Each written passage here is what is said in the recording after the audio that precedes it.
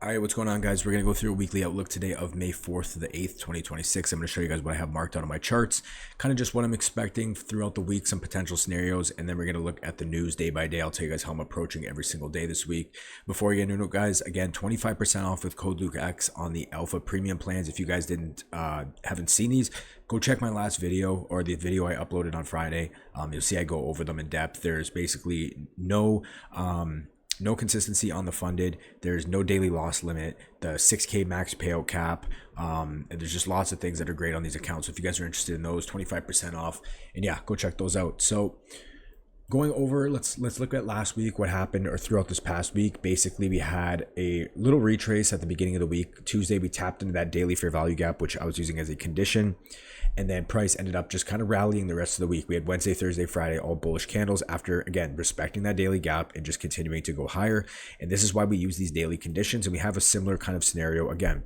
So as you can see, we've just been trending higher just all the way since the beginning of April. We've obviously broke out of that downtrend and we just continue to trade higher and higher and higher.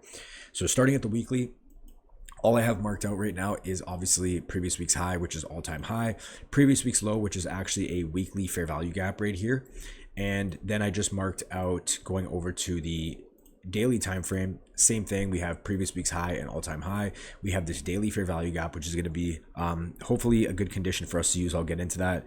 And then we have previous week's low right here, which is also a weekly fair value gap. And I just marked this daily low as another draw after this. But our main draws we're working with is this previous week's high, this daily gap, and this previous week's low. Going over to ES, it's pretty much the exact same thing, right? We see on the weekly, I basically have marked out my previous week's high, which is all-time high, previous week's low, and then we have this weekly fair value gap, which is the bigger one down there, because that's also the same as this daily low, and then again this daily fair value gap. So they're pretty much in the exact same scenario. We see it on the same thing happen this week. Tuesday we got that retrace, Wednesday we got that indecisive candle, and then Thursday, Friday basically pushed price back up. We did get a rejection at the end of Friday.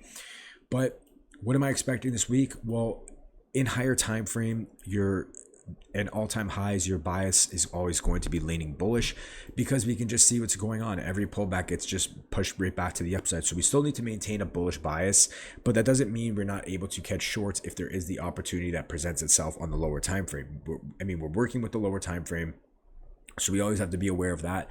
But in terms of higher time frame, I am bullish. So what am I looking at in terms of scenarios? So to me, it's really going to depend on how price wants to react off market open, see if we gap down or something happens. But I'm going to be watching obviously previous week's high in this daily gap, and this daily gap is going to be my condition. So basically, I really want to see what happens if we do get a reaction initially off of previous week's high. And this could be an area where we see price manipulate above and then come down towards that daily gap, which we can then act and use as our condition. But we can also see a scenario where price just continues to push into price discovery and we really don't get that retrace. So I'm going to show you guys exactly and explain both those scenarios, right?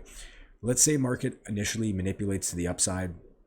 You know what I mean? Or even not manipulates the upside, we just manipulate down into this daily gap. This daily gap is going to be my condition. Now, if you don't know what a condition is, I've made multiple videos on it. It's just an area where we use for like if-then statements. So if price comes into this daily gap, what am I looking for? If we continue to respect it and we get bullish confirmation to the upside, then I'm going to be using it as an area to look for longs in order to push price back to the upside. But if price comes down to this daily gap, we break below, we inverse it, we start breaking structure on the 4 hour, the 1 hour, then I will be looking for shorts towards our major sell side draw, which is going to be this previous week's low and this weekly fair value gap. And from there, that could be the area that truly sends price back to the upside, right? So those are kind of the two major scenarios I'm looking at if we move lower.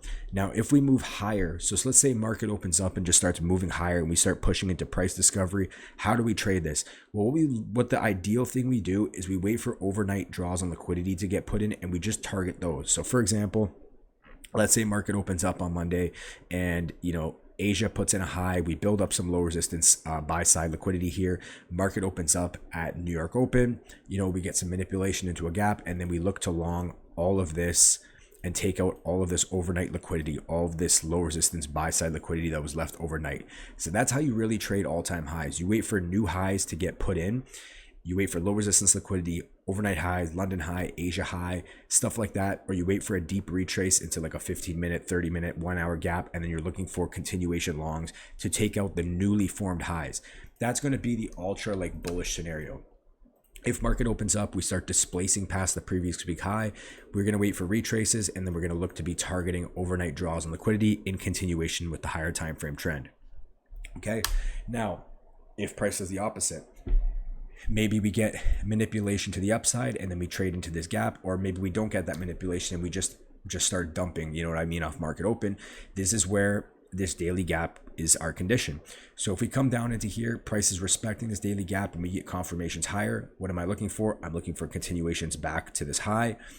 And if we start breaking below this daily gap, I'm looking for potentially, if we get confirmation for shorts, continuations into this weekly gap, which could then be an area, you know, that pushes price back up.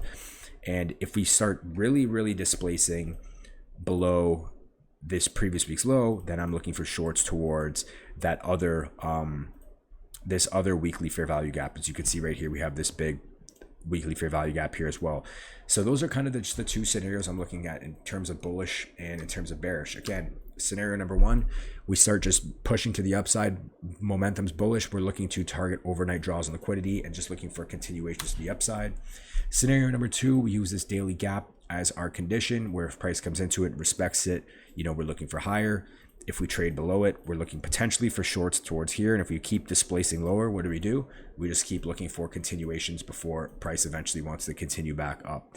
So obviously you need to confirm with the lower time frames, but that's all I'm using. I'm using this daily gap as my condition, and I'm favoring bullish just because we're at all-time highs. So I'm going to run through the news now day by day. I'll tell you guys what I'm doing every single day really quick. So starting off on Monday, we have a no news Monday. So personally, I will be trading. I just won't be risking a lot, but I will be trading on Monday pretty much normally. Just give me 1 sec here. All right, so going over to Tuesday, we have Jolts at 10, and then we have, no, that's at ISM Services and Jolts at 10. So 10 a.m., what I basically do is I try to look for a trade near off market open.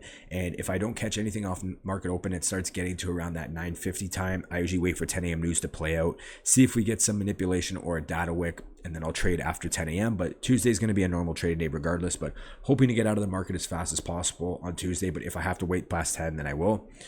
Going over to Wednesday, no major news. We just have some 815 orange folder, but that's nothing important. Or not nothing important, but it's really nothing that we got to worry about. But yeah, Wednesday will be a normal trading day. Thursday, we just have unemployment claims at 8:30. Again, normal trading day, nothing crazy here. And then on Friday, we do have NFP, we have unemployment rate, all that stuff at 8:30. And then at 10 a.m., we just have some orange folder. So NFP, just be sure to mark out the candle wick if it's not already taken out by market open. This is always a strong draw on liquidity, but this will be a normal trading day for me. I do slightly de-risk a little bit on NFP, but it'll be pretty much a normal trading day. So solid week nonetheless. Should be good. Again, just leaning with that bullish bias, using this daily gap as our condition. And then if we are trading at all-time highs, we're just looking to target those overnight draws on liquidity. So that's it from me, guys. Hope you guys enjoyed this one. Alpha Futures 25% off, code LukeX till May 8th. And that's it for me. I'll talk to you guys in the next one. Peace.